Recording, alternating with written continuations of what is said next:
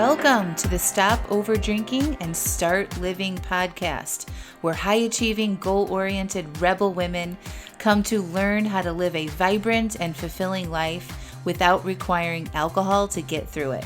No labels, no judgments, no saying you'll never drink again. Just real proven methods to help you stop rebelling against yourself with alcohol so you can drink less and do more. I'm your host, Angela Mascenik. Let's dig in.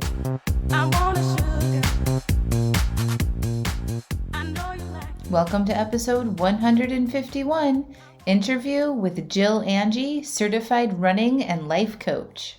Hello, hello, hello. Oh my gosh, I am so excited about today's episode. We have a special guest, Jill Angie. Jill Angie is a colleague. She's a certified running and life coach, and she's the host of the Not Your Average Runner, a running podcast. The Not Your Average Runner podcast teaches plus-sized midlife women practical ways to start running in the body they have right now. Jill Angie combines her real-life experience and coaching wisdom to help women find joy in learning to run in a way that honors their unique size, shape, speed, or age. You'll be surprised at how much you can enjoy running when you know how to do it. I am so excited for this conversation between Jill Angie and I today. There's so many correlations between learning how to run, establishing a running or an exercise routine, and learning how to drink less. I hope you enjoy. Welcome to the podcast, Jill Angie. I'm so excited to have you. Hi, I'm so excited to be here. So, oh my gosh. So listeners, you all know that I love to run. And Jill Angie, when I first went through coach training, I became obsessed with finding other people that had the same training as me. And I found Jill Angie online and I read all about this book. What was the book that you wrote? Or you wrote a couple books, right? I've actually written 3, kind of 4, but really 3. I wrote one and then reissued it under a new name. And then I have 2 others, but the ones that are all out there right now are all some version of Not Your Average Runner. Love it. So yeah, I found you as an author, I think, first. And then I became a little obsessed and started following you. And, I feel like we have so many similar contacts and acquaintances. So I've been hearing a lot from you all that you want to hear more about running since I talk about it so frequently. And so I decided to have Jill on the podcast to kind of talk about running and how overcoming your obstacles with running is very similar to overcoming obstacles with drinking. And we're just going to have a kind of a casual conversations. I've got some juicy questions I'm going to ask Jill. Yay. So the first question was we talked a little bit before we started about the mind management with running, right? So when I talk about over drinking and stopping over drinking and changing your relationship with alcohol, it's all about how you think about it, right? How you think about yourself, how you think about your relationship with alcohol, and this story that you tell yourself. So I just want to kind of open up the dialogue about thinking about starting a running routine, or maybe you used to be a runner and you had some kids or something changed in your life and you'd like to get back into running, and how, looking at your mind and how you think about yourself in your current body or your current history or any other things going on in your life and running, and how that can be sometimes an obstacle. So we'll just kind of kick it off there. Yeah. So, there's a ton of thoughts that can stop you from running, and then an equal number of thoughts that can get you started or get you back into it. And I think with new folks that are thinking about becoming a runner, the thought that needs to be overcome is usually something along the lines, at least with the women that I work with, I'm too fat, I'm too old, I'm too out of shape, I hate running. That's a delightful thought. I hate running. And so when you talk about how thought work can change everything, if you're thinking to yourself, running is too hard for me, of course you're going to feel maybe overwhelmed or defeated, and then your action is to not run, and running never gets any easier, versus thinking the thought, I wonder if I could just run for 20 seconds and see how that feels, which kind of makes you a little more curious. And then, hey, you're going to get out there and run for 20 seconds and see how that feels, right? And then the result is that you've taken a step towards becoming a runner. So for sure, I think there's so much thought work that can be applied to starting a running practice or getting back to running. And especially when you used to run, and then the big thought that my customer clients that are coming back to running, the big thought that they have is, I used to be able to go this fast, or I used to be able to run this far, and I've lost so much. How will I ever start again? Right. And there's that whole story about, well, I used to be able to do this and now I can't, and I'm a total failure. And so there's a lot of work that can be done in that area. Yeah. that is, really, really helpful, because those are the kinds of thoughts, of course, that block us from restarting running, is comparing ourselves to how we were before and coming up short and feeling like, why even bother? Right. Yeah, I love it. So for my perspective, I'm not the expert, you definitely are. Do you feel like overcoming the mental blocks is the biggest obstacle versus like any physical blocks that you might have? I think as long as you can believe some version of the thought, this might be a thing that I could do. Like, once you can kind of overcome, like, get yourself into that space of thinking, then starting is so much easier. And so you don't necessarily need to overcome the whole block of, I'll never be a fast runner, or I'll never be a real runner. But, if you can get to the space of, I'm just going to run for 20 seconds, then a lot of the obstacles become a lot lower, I guess. And then when we think about physical obstacles to running, really the only physical obstacle to running is your cardiovascular system. Like, it's literally, which is, it's just like your ability to sustain a certain pace for a certain amount of time is kind of the only physical limitation that most people have. I mean, some of us have injuries or different physical conditions that may impact us. And a lot of people are like, oh, being fat is a limitation. I'm like, I don't know. I weigh 250 pounds and I run all the time. Yeah. So pretty sure that's a lie. Yeah. But I overcome the physical by just saying, like, hey, just go out there and run for 15 seconds and then walk for a minute, and then run for 15 seconds and then walk for a minute. And then that gives you sort of the confidence. It helps you build up that thought ladder of, maybe this is a thing I can do. Oh, look, I'm kind of sort of doing it. Oh, wait, now I'm actually doing it. Right. So it kind of gives us we make the obstacles small so that they're easier to jump over. Yeah. I love it. Yeah. So for me, when I was running, I remember like when I was turning 30 years old, and I had like dabbled with running in college and stuff, but I really kind of wanted to get serious with around 30. And I went out, I'm like, I'm just going to go around my neighborhood. And I started, I'm like, I think I want to run. I felt like the desire to do it.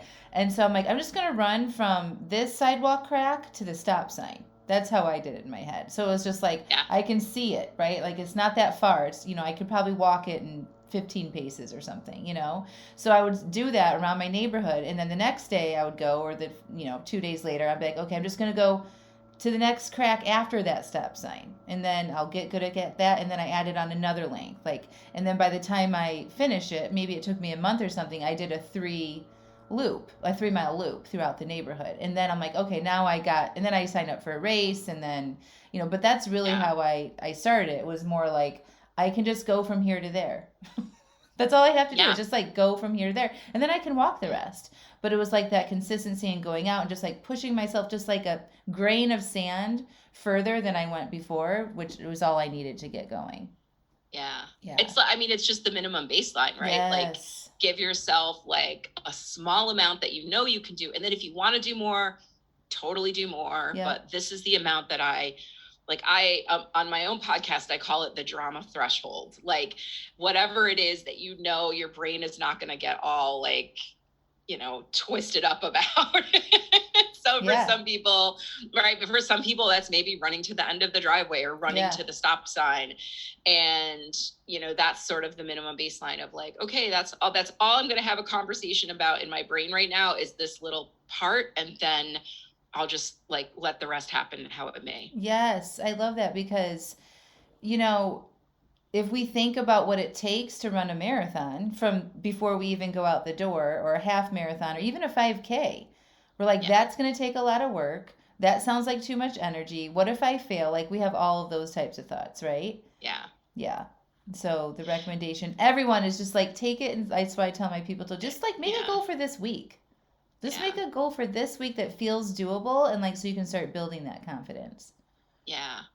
And I think the other thing that the other like mindset thing that I used. So a couple years ago, I trained for the Philadelphia Marathon, and when I first started training, I was like 26 miles. That is I can't do that. Mm. But I realized I could always go one more step. And then I thought, okay, well, how many steps are there in a marathon, right? And so it's about 2,000 steps in a mile times 26 miles, so about 50,000, 52,000 steps. I'm like, oh, so literally all I have to do is take one more step 50,000 times. And that seemed kind of big, but I was like, I can always take one more step 100 times or 200 times. And when I think about a marathon or a 5K or whatever the distance is literally just one step, one step, one step. And I believe in my heart of hearts, there will never be a time when I can't just take one more step. Like suddenly it's just so much easier because I'm only focusing on the very next thing I have to do, which is so minuscule Yeah. that it's like as good as done. There's just right? like no objection to that, right? Like your brain can't be like, oh my gosh, really? You can't do one more step. Yeah. Yeah. So good. Exactly. I just wrote that Yeah. quote down. Yeah, it's just like if we could just do one little thing, one small step, right? So, how do you motivate people to start? Like, say, somebody's never ran before, they've been thinking about it. I always say, like, what's that tap, tap, tapping on your brain door? Like, what's the one thing that you've been wanting to do that you haven't done? And a lot of people, it's like an exercise routine. So, a lot of you guys listening, it's probably might be running, right? So, like, they're like, I've always wanted to be a runner, but I never have. Yeah. Like, what is the way that you help people get motivated? I mean, I tell them you just have to run for 15 seconds. And I teach them how to do the run walk method, which is what most of my coaching is. I would say 90% of my clients, who have done marathons, ultra marathons, they don't run it without stopping. They do run walk. Yeah. And so I kind of teach that from the very beginning, because I think our brains can always do one more 15-second interval or one more 1 minute interval or whatever it is. So we just start out like it's literally the same mindset that I use with beginners that I use with my super advanced runners. And that's like, you're just going to run the interval that you're in and then you get to walk for a little bit and then you're going to run again. And then you get to walk for a little bit. And that is for so many people, it's such a relief, because I think a lot of us have been taught by the media or by, just the running community in general, that to be a real runner, you have to be always running. And I'm like, that's actually not true. I mean, I know plenty of ultra runners. I know some professional ultra runners, and guess what? They walk sometimes, right? Like they run and they walk, and they do it because it conserves energy and allows them to go farther. It's easier on their body. Like it's actually just a one way of being a runner. So I just kind of introduced that right away. And when you tell somebody like, you don't have to run for 30 minutes, you only have to run for 20 seconds or 15 seconds. It's like this huge, oh, well, I can do that. Yeah. And so that's how I introduce running to absolutely everybody. And it's right. And then some folks do go on to change it up, and maybe they run for a minute at a time or 2 minutes or even 5 minutes at a time. And that's right. That's absolutely fine. I teach people to kind of like listen to their body and do what feels good, but there's always this place that you can fall back to that feels like I can always do 15 more seconds or whatever it is. I love that. This half marathon I did a week and a half ago was the first time I did intervals. So I did 3-minute run, 1 minute walk the whole time. And that's how I trained. Game fucking changer. I had the best, no recovering issues. I didn't have to see my chiropractor at all. Like it was enjoyable. Like when I got to, repeating the higher miles as it closer got done, I'm like, I can do 12 miles. It's no big deal, and like I hosted a retreat for the same weekend for some of my clients, and we did it.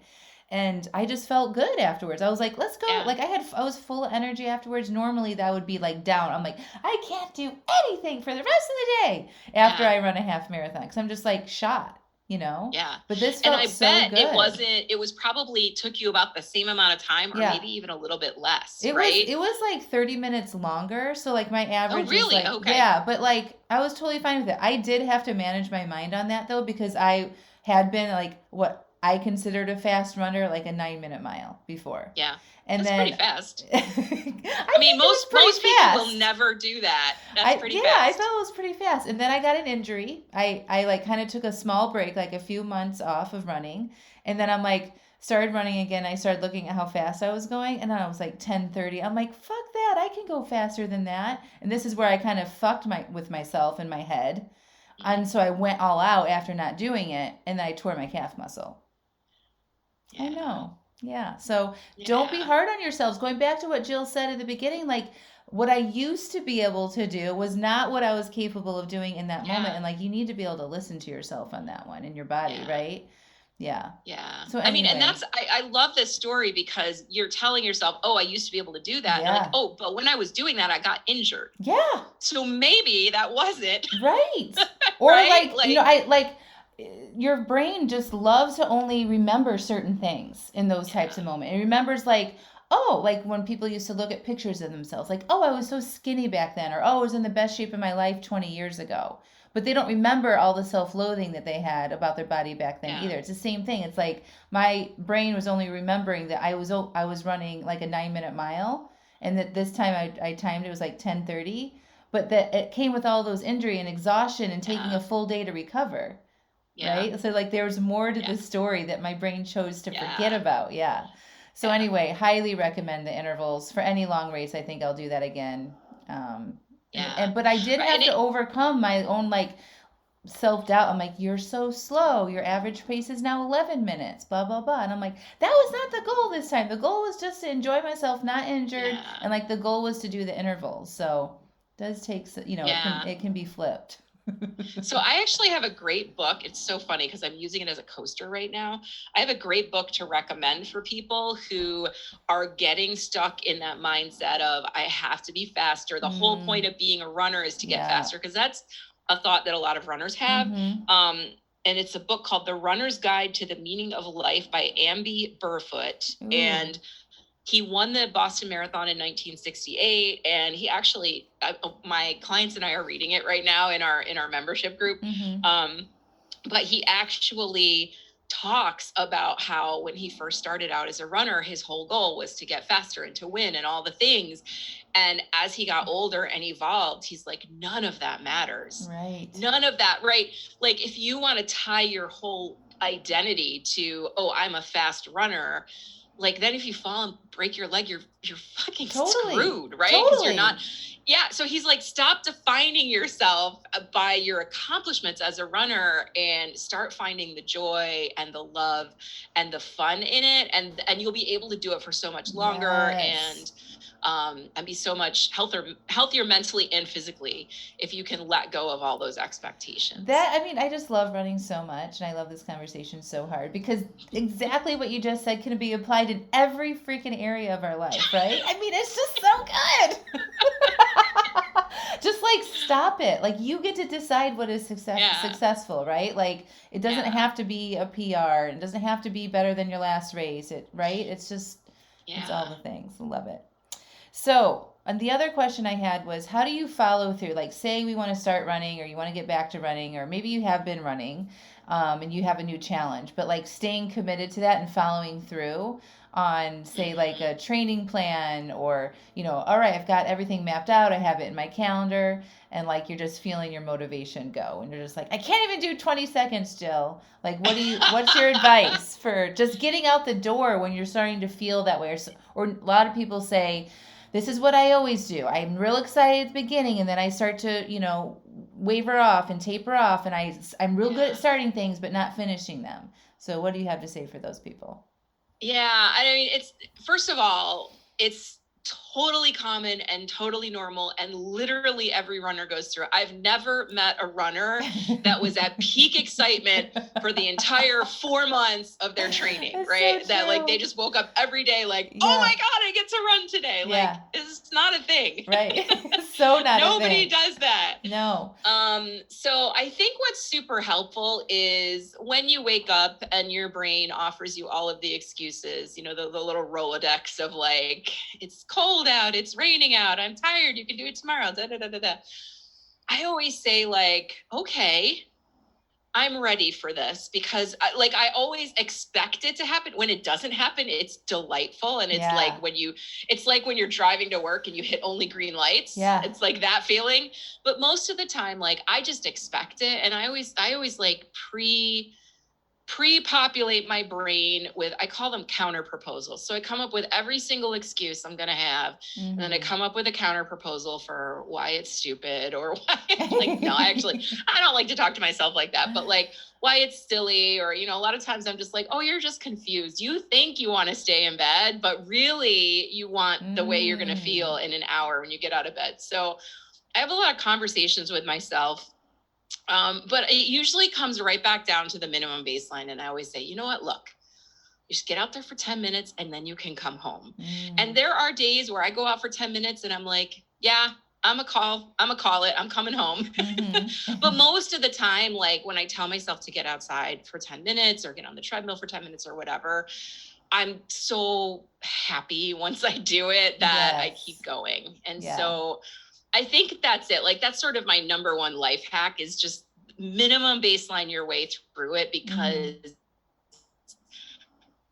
at least like 75% of the time, the minimum baseline is going to turn into more. And at least on the days when it doesn't, you've still kept the commitment to yourself, and you've built like that relationship with yourself that you are somebody who does what you say you're going to do. And I think that that's a lot of times when we say, like the person you mentioned who's like, oh, I always do this, right? They just don't have the trust in themselves. So I think the minimum baseline is a really great way to build that trust. Yeah. And then usually it does end up that you work out. And here's the other thing, like when you're training for a race, whether it's a 5K or a marathon, I mean, the training plans are written so that if you do about 3/4 of them, of those workouts, you're going to be in great shape. Oh my God. So for the perfectionists who are like, I love if I don't do every single training run, I'm a failure, I'm not going to be prepared. Yeah. No, here's a different thought to think.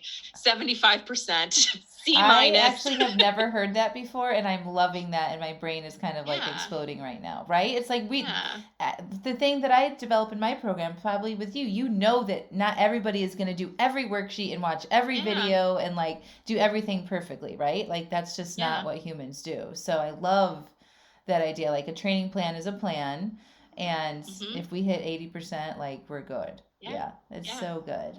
Love it. Right, because 80%, if you could get over your bullshit long enough to do 80%, like you're so much better prepared than if you allow your bullshit to happen and you only do 20%, because then you really won't be prepared. Right. And then you are going to get injured, right? Yeah. And so there's a fine line between perfectionism and right. and like completely giving up. And I think that line is between 70 and 80%. Yeah. Well, I also think it's important, like if you don't follow through, say you just like, fuck it, I'm not going running today. You know, and like that was like, maybe it was a 7 mile or something, right? Like a bigger one that you needed to get in. You just couldn't get yourself to go. What do you suggest then? Like what, like it's all about like, we can't be shaming on ourselves and things like that. Yeah. But I want to hear you describe it to Well, then I would look at it like, okay, what can I salvage? Right. And so if it's, I was supposed to do a 7 mile run this weekend and I didn't do it. I mean, a lot of times I'll say, okay, well, can you fit it in a little bit later in the week instead of one of your 3 mile runs? Can you drop out a short run and fit in a longer run? If you honestly can't, like, guess what? It's not going to break you to miss one long run. It's really not. Like, just get right back on the schedule and get right back into it. And I think people feel like, oh, okay, well, especially if it's their first half marathon, they're thinking, well, I did my 5 mile run and I did my 6 mile run, but I can't do my 8 mile run until I do my 7 mile run, because I won't know if I can do 8 miles until I do 7 miles, right? Like we get it all like twisted up in our heads. And guess what? If you can go 6 miles, you can go 8 miles. Totally. If you can go 8 miles, you can go 10 miles, right? So I think like perfectionism has no place in running, especially for beginners, because it'll take you down. It'll take you right down. Yeah. So yeah, like if you miss a long run, see if you can fit it in within a few days. And if you can't, move on, right? Yeah. Move on to the next run, manage your brain around it. Like I'm giving you a thought to think, which is, in the grand scheme of things, this isn't going to matter, right? It's not going to break me. I'm just going to keep going. Yeah. And I like a lot of times people hear this kind of advice, like don't beat yourself up and, be nice to yourself and get back on there. And the whole 80% thing. And then they're like, well, in the moment they use that against them. They're like, but Jill and Angela said that I don't have to do this only 80% of the way, right? And then like they'll use those as excuses. I just want to warn you all about that. Like, don't use this as an excuse. Like, just know that this is chatter from your brain, and like you don't have to listen to it, first of all. And you will always feel better if you can follow through on the commitment that you made to yourself, no matter what. Like, I've never regretted following through for myself on anything, even if it is just getting outside, getting my shoes on and getting out the door for 5 minutes and a walk around the block. Like, that's better than not doing it. Yeah, for sure. I mean, know when it's your brain giving you excuses versus your body actually telling you to rest. Like, there are times when like you're ill. Like if you're like struggling to breathe because you've got a really bad cold or the flu or something, and you're like, no, I have to hit my 80%, or I have to hit my, like, no. Because when you're running, you're literally taking resources away from your immune system. So it can't heal you up as quickly. So make sure that you're paying attention to your body. But like, we know. We totally know. And it's totally like, oh, I really should stay in bed and let this illness run its course versus like if you can't go to work, like, you're probably am I sick? Like if you're calling off work, it's probably a good sign. Maybe you shouldn't go for a run. But if you're not that sick, I don't know. That's so exactly good. All right, let me see my other questions. All right, I want to talk about how running and consistency with running gets better, like the way you feel about running and your experience with running just keeps getting better and better. Because I don't know if that's true for everybody, but for me, like the longer relationship I've had with it, the more fun I have with it. Yeah. Can you talk about that? And I think the longer relationship you have with running, the more you recognize that there are ups and downs, and not every run is going to be your best run. Yeah. And the more you're just able to say like, oh, I had a crappy run today, I wonder why, instead of saying, oh, I had a crappy run today, everything's falling apart, right? So as you build experience with it, within your body and your capabilities, I think it becomes more fun because you can start to sort of unclench, like actually,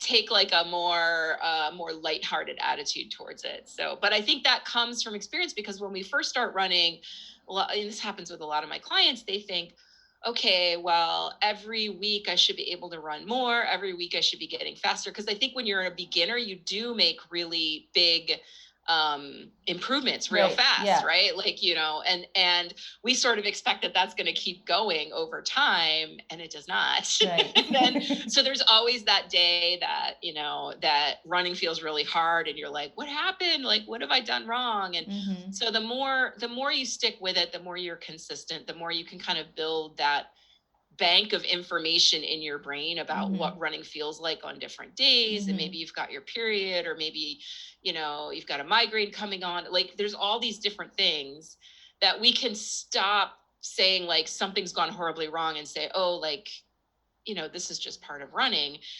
And then I think also the more we run and like let go of requirements for pace and distance and so forth, the more we can like look around ourselves and say like, oh, hey, it's okay if I stop my run to take a selfie or to pet this. I'm like notorious in my neighborhood. Like, I will stop running for any dog. And be like, hi, can I pet your dog? Right. And I think 10 years ago, I would have been like, oh my God, I'm going to ruin my race time. I'm going to ruin my training time if I take this. And now I'm like, who the fuck cares? Like, no, I'm not like a Nike sponsored athlete. Like, nobody cares how fast I run. I was running with one of my clients at the race this past weekend, and I was like, my time is a lot slower these days because I stop and take pictures of the beautiful colors and the sunrises and like the trees. Like, I'm obsessed with trees and running, like in the woods. And like, if I see the sun shining through the light, like the filter in the morning of the sunlight coming in through the trees in the woods, I'm like, that is a beautiful moment. I'm going to stop and take a picture. Yeah, so like making it fun, right? So like letting Yeah. go of the seriousness of it. You're out there to enjoy yourself. Like when I think about establishing new routines on anything, it's like how do we make it fun?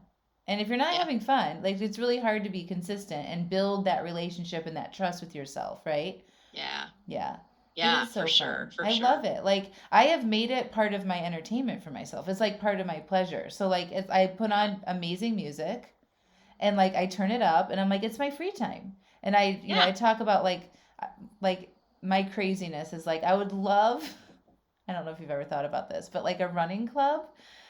But it's a run dance running club. So we run and we listen to Ah, the same playlist and we're on sync. And like we might like do high fives or like leaps or something, but to the same songs.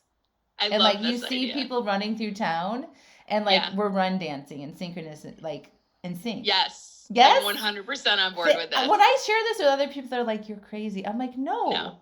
No, I get it. I totally get it. This makes perfect sense to me.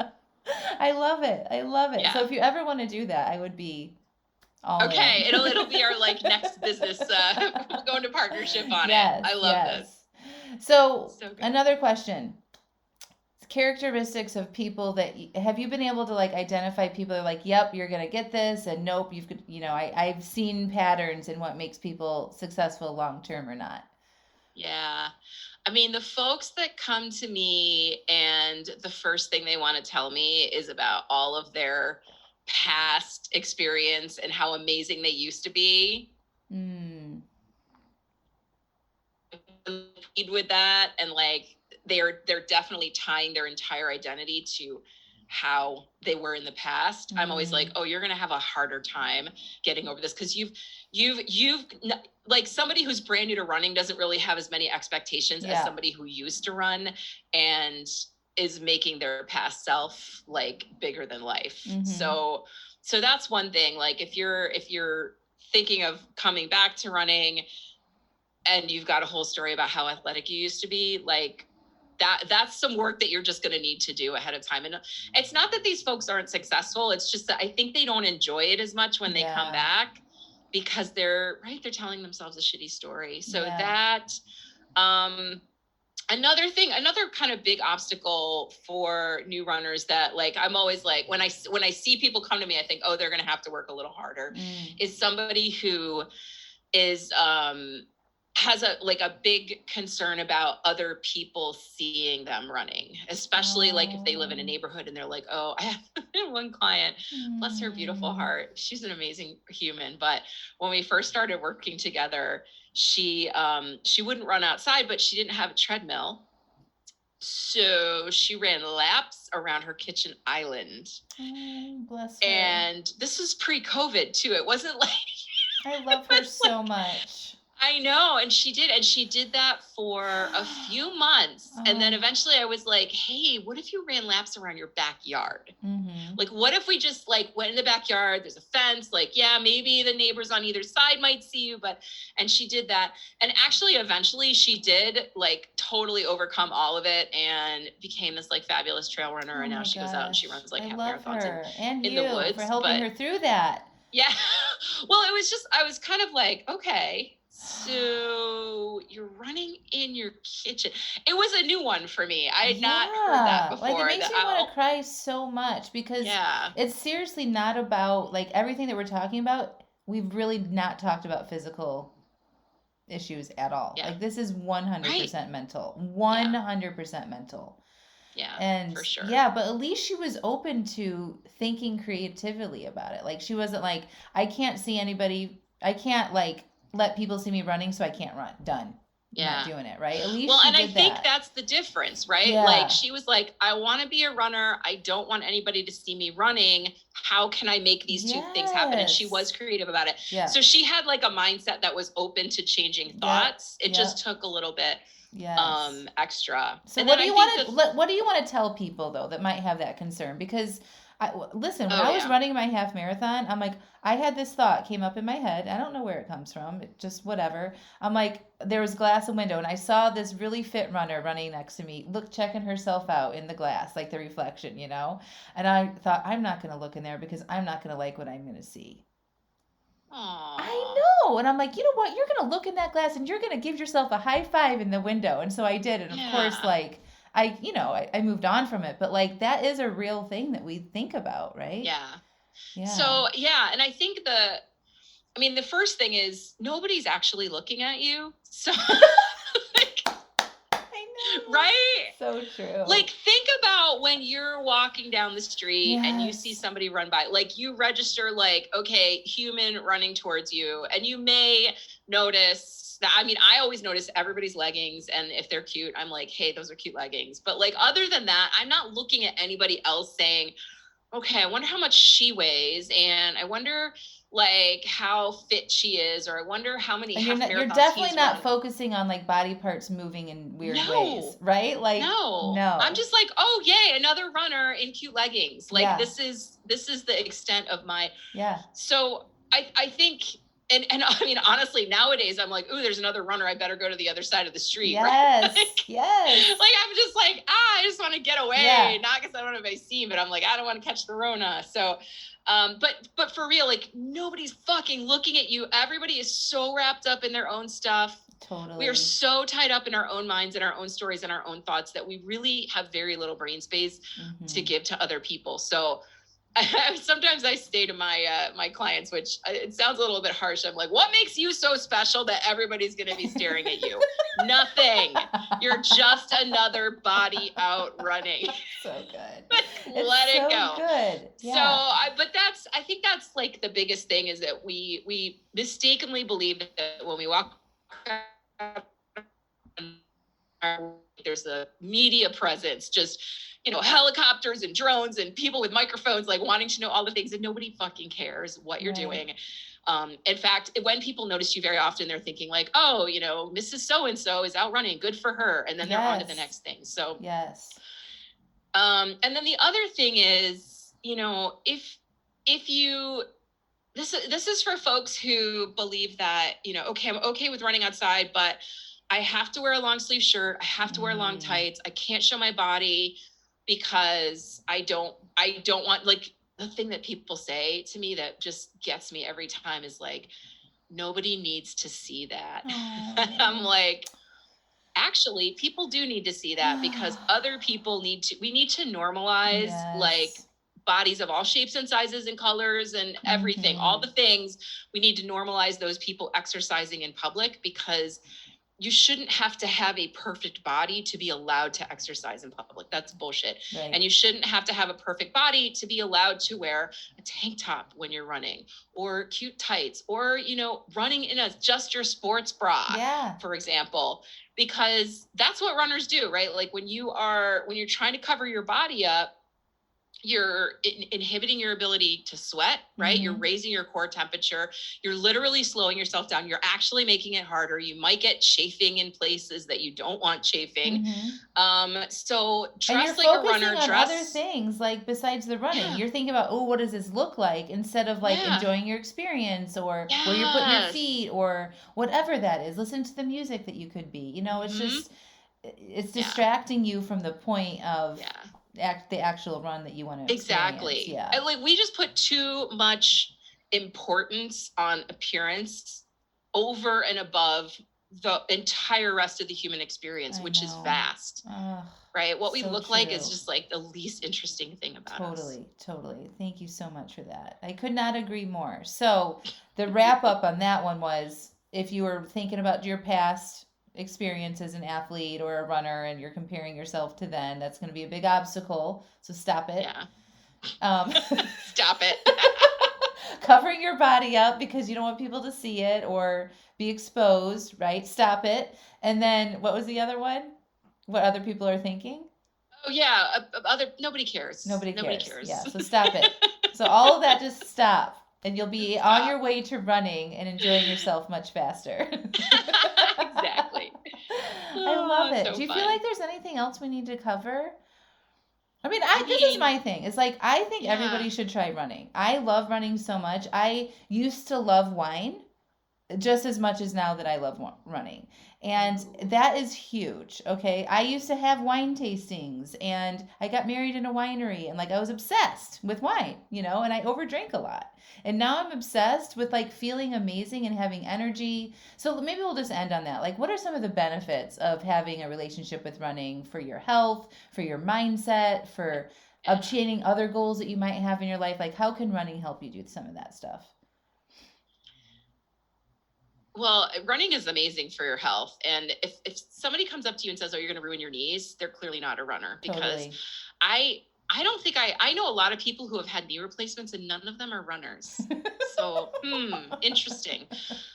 So running is it's great for your bone density. It's great for your heart and your lungs. It's great for your brain. Like it's just great for everything. And I think that there's a way that anybody can be a runner. And if you are somebody who's telling yourself, I hate running, like I'm like, oh, you just haven't tried doing it my way. That's what I always say. Yeah.